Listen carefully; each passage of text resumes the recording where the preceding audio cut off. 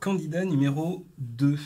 Alors, si je regarde ta copie, déjà juste comme ça, sans lire ce que tu as fait, j'ai l'impression que c'est bien écrit, qu'on voit bien la distinction entre les différents exercices, que tu as fait l'effort de sauter une ligne entre chaque question. Donc déjà, à première vue, j'ai l'impression que c'est une copie qui va être agréable à corriger. Ça me donne une bonne première impression. On va regarder maintenant un petit peu en détail ce que tu nous proposes. Tu commences par l'exercice 7. Ça, c'est une bonne idée de commencer par l'exercice sur lequel tu penses pouvoir récupérer le plus de points le plus vite possible. Donc pas forcément le premier. Ça, c'est très bien. Ça, c'est très bien aussi. Ici, il y a une erreur, puisque x moins 3, je suis d'accord. Par contre, quand on te demande de calculer le carré, ça veut dire puissance 2. Donc puissance 2, c'est pas du tout la même chose que x4. Donc pour ça, tu récupères 3 points sur la première, 4 points sur la deuxième. Tu ne fais pas la troisième question. Sur la A, c'était sur 3 points. Je vais te mettre 1 point parce que tu étais parti dans la bonne... Ouais, allez. C'est peut-être un petit peu généreux, mais je te mets quand même 1 point parce que tu étais parti dans la bonne direction. Le B, ça c'est très bien. J'ai pas vu beaucoup d'élèves qui me trouvaient cette réponse. C'est juste. C'est vraiment bien ce que tu fais ici. Et pour la question C, nombre de départ... Oui, d'accord, ok. Ça, c'était une question un petit peu compliquée. T'as pas réussi, c'est pas très grave. On passe à la suite. Exercice 6. La fréquence cardiaque... Attention, c'est un mot qui est écrit dans l'énoncé, il ne faut pas se tromper là-dessus. C'est la fréquence cardiaque. Cardicale. Oula, ça devient n'importe quoi là. On revient ici. La fréquence cardiaque de Chris au départ de sa course est 50 battements par minute d'après le graphique. Je suis pas d'accord. On va regarder ce graphique en détail. Je vais t'expliquer pourquoi je suis pas d'accord. Donc le départ il est là. Toi tu me dis que c'est 50. Et moi je vois bien sur le graphique que ça ne correspond pas tout à fait. L'intersection. On est clairement au-dessus de l'intersection. La bonne réponse était 52 battements par minute. Alors, c'est vrai que sur un graphique où c'est tout petit comme ça, c'est pas facile d'être très précis. Donc c'est pour ça que si jamais tu m'avais dit c'est 51 ou 53, j'aurais accepté. Mais la 50, on voit vraiment que c'est pas cette réponse. Pour autant, tu as cherché au bon endroit, ça manque juste un petit peu de précision, donc je vais quand même te mettre la moitié des points sur cette question, c'est-à-dire 2 sur 4. Ici, c'est la bonne réponse. Ensuite, le départ est à cette heure-là, l'arrivée à cette heure-là. Pour faire une heure, ok, il faut ajouter 27 minutes.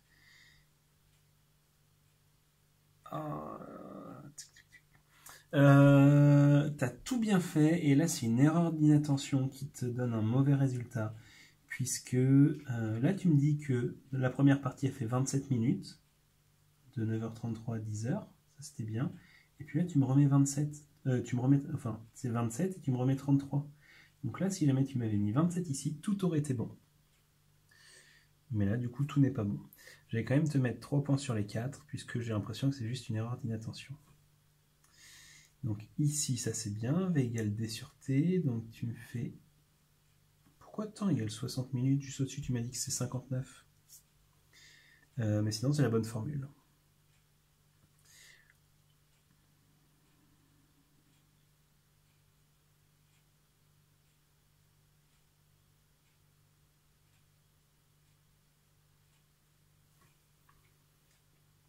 Cinquième question.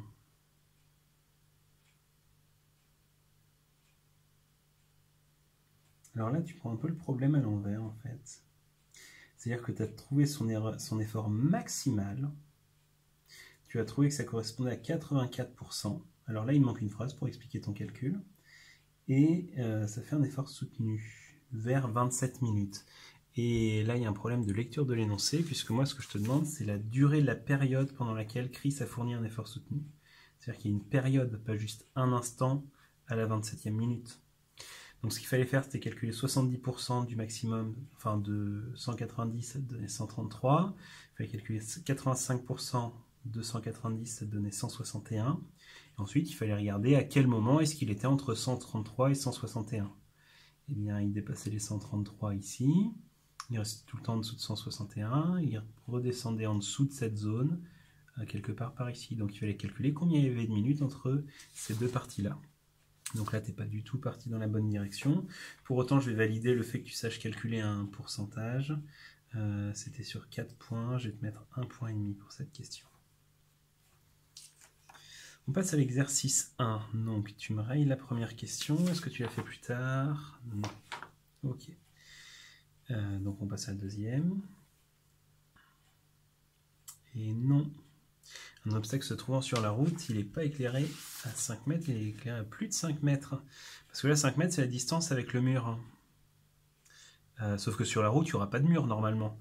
Donc, c'est-à-dire que les feux ils vont se prolonger au-delà. D'ailleurs, c'est pour ça qu'on a fait une deuxième figure. Ils vont se prolonger jusqu'au point S. Donc ça, c'est les 5 mètres. Et la distance maximale, c'est cette distance-là. Donc, ça fait bien plus que 5 mètres. Exercice 3. On peut utiliser des carreaux de 10 cm. Pourquoi racine carrée de 360 à peu près égale à 10? Bon, en plus, non. Si. C'est combien racine carrée de 360? Ah. Comment est-ce qu'on fait pour calculer ça?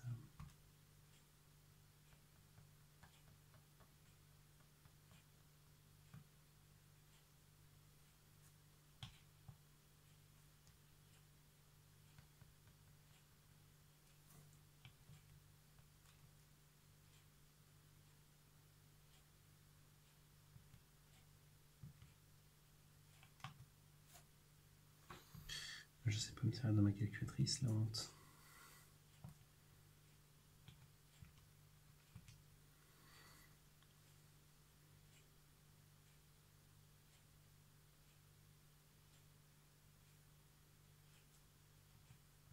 On va le mettre en puissance de 10. Non, ça marche pas.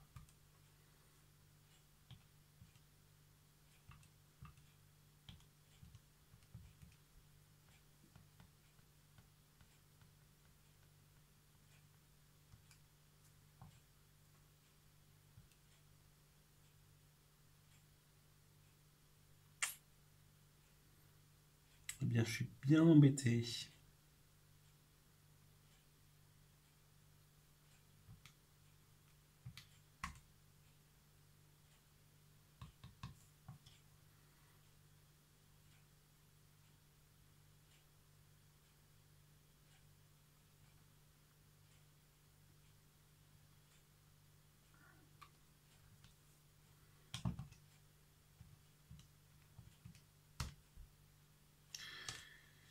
Allez, on va laisser tomber ça.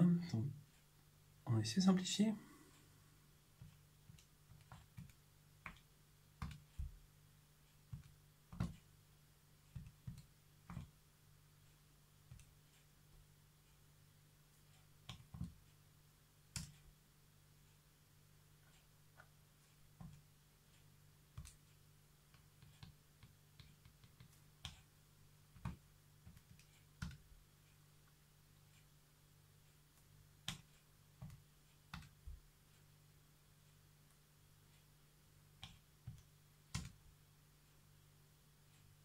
Ah, ben, alors c'est pas très propre, mais ça va marcher. Ah, ben c'était là tout simplement. Racine de 360, ça fait ça. Et moi je le veux pas comme ça, je le veux. Ok, bon, ça me va. Donc ça nous fait 18,9. Pas 18,9, du coup c'est pas du tout ça. Donc tu mets que c'est à peu près 10, là c'est un gros bluff. Je sais pas pourquoi est-ce que tu me fais ça. Ça c'était la bonne réponse. Il aurait aussi fallu me le vérifier avec 360. Donc là ta réponse elle est très très incomplète. Je vais te mettre quand même un point sur les 4, puisqu'ici tu me mets une des bonnes opérations. Mais il manque plein de choses. Donc du coup, tu peux pas faire la question 2. Et ici, de nouveau, ta réponse elle est très incomplète. Puisque là, tu me fais juste, d'accord, il va y avoir 16 carreaux sur une largeur. Mais il ne faut pas oublier qu'il va y avoir une autre largeur ici et qu'il va y avoir deux longueurs, hein. Donc là, le pourtour, tu m'as fait qu'une toute petite partie du pourtour. Exercice 5. Une journée égale 15 minutes d'arrosage x 2 égale 30 minutes. Au niveau de de la rédaction ici, je trouve que ça mériterait une phrase plutôt qu'un espèce de égal avec un x2. Là, tu essayes de faire un mix en fait entre ton opération et ta phrase. Et t'enchaînes trop. Je te conseille vraiment de prendre le temps d'écrire 12 x 4 égale 48. Il y a 48 arroseurs. Et après, refaire une nouvelle ligne avec chaque arroseur consomme 0,4 m3 par heure. Et donc après, tu fais ton produit en croix. Sachant qu'ici, il y a une erreur importante, c'est que c'est 1 heure et 30 minutes. Et vu que là, tu n'as pas mis la même unité, en fait, là, tu es en train de me calculer le temps pour 30 heures. Pas pour 30 minutes.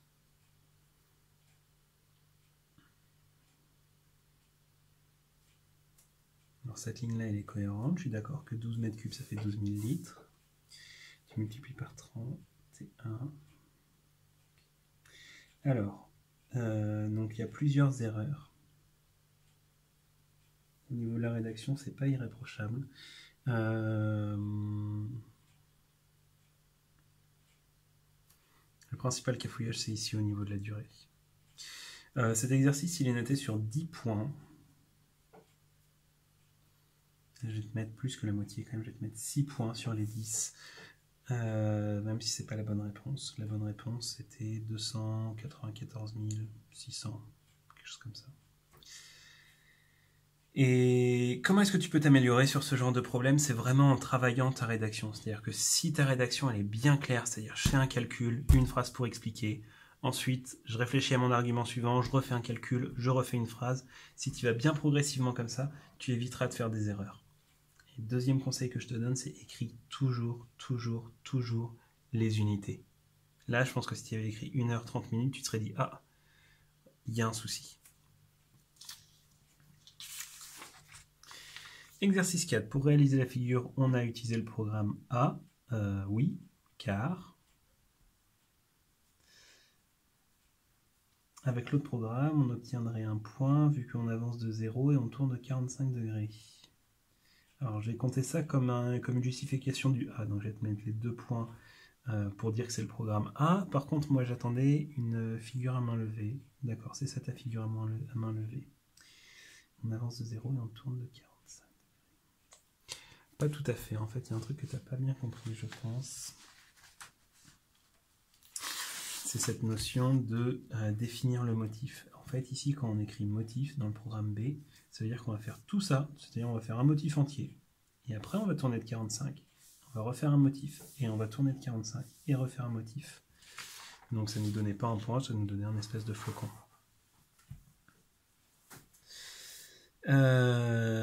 Ok, ça c'est pas la bonne réponse, pour autant je te mets la moitié des points, je vais t'expliquer pourquoi. Tu as trouvé donc qu'on avançait de 55, donc ça c'était très bien vu, c'est pour ça que tu as le point. Par contre, pourquoi est-ce que c'est pas la bonne réponse? Puisque regarde, si on fait le motif et on avance de 55, on refait le motif et on avance de 55, c'est-à-dire que 55 c'est la distance entre les deux points rouges ici. Alors que moi je voulais juste la distance entre deux motifs. Donc il fallait faire une petite soustraction en plus. Troisième et dernier exercice, la montée atteint le quart du marnage jamais. La montée maximale c'est 3/12. Alors déjà, une chose, c'est que 1 quart, c'est égal à 3/12. Puisque là on fait x3 et là on fait x3 aussi. Donc ça c'est dommage de ne pas l'avoir remarqué. Et ensuite...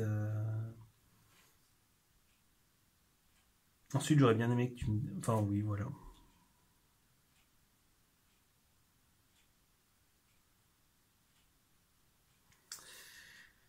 Et il y a un autre problème. C'est qu'est-ce qui est le plus grand pour toi entre 1 quart et 1 tiers? Regarde, si je dessine, alors, avec nos histoires de gâteau comme en 6e. Si je dessine 1 quart, c'est ça. Si je dessine 1 tiers, à peu près, hein. Si un gâteau découpé en 3, ça ferait ça. Donc un tiers, c'est plus grand qu'un quart. Et là, tu es en train de me dire qu'on n'a jamais atteint le quart. Donc c'est-à-dire qu'on est tout le temps resté en dessous. Et par contre, le tiers, on l'a atteint 2 fois. Donc là, attention, les fractions, je t'encourage à les revoir. Au niveau de la présentation, de la rédaction, on a vu qu'il y avait des petites choses à améliorer. Tu fais quand même l'effort de bien mettre un certain nombre d'opérations, quasiment toutes tes opérations d'ailleurs. Je vois que tu mets les unités, donc ça c'est positif. Je vais te mettre... Il y a des petits problèmes de français par-ci par-là. Je te mets quand même 7 sur 10. Si on fait le calcul, ça nous fait 4, 11, 11, 16, 23, 23, 31, 5, 31, 5, 32, 5, 35, 5, 42, 5.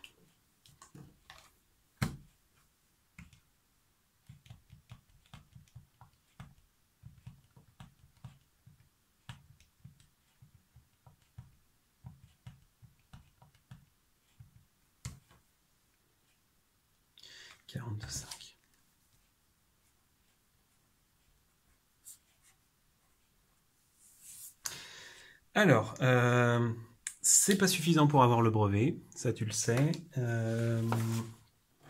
Donc, c'est-à-dire qu'il va falloir t'améliorer d'ici la fin du mois de juin.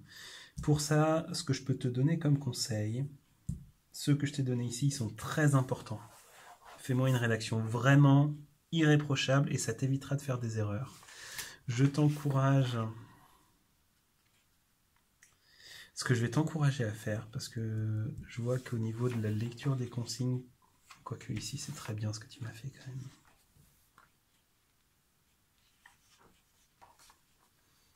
J'ai l'impression que sur ce sujet, tu étais capable de faire des choses et que tu n'as pas donné la pleine, enfin que tu n'as pas réussi à montrer tout ce que tu savais faire. C'est l'impression que tu me donnes. C'est-à-dire comme si je vois qu'il y a des connaissances et c'est comme si tu avais perdu tes moyens et que tu n'avais pas bien réussi à tout montrer. Donc pour ça, ce que je vais t'encourager à faire, c'est à t'entraîner. Tu peux soit venir me voir et je te prêterai un livre avec des sujets de brevet, soit tu vas par toi-même chercher sur internet, tu tapes brevet maths 2017 et tu auras plein d'énoncés de l'année dernière, donc très récents, qui te permettront de t'entraîner. Donc je te souhaite bon courage pour toutes ces révisions.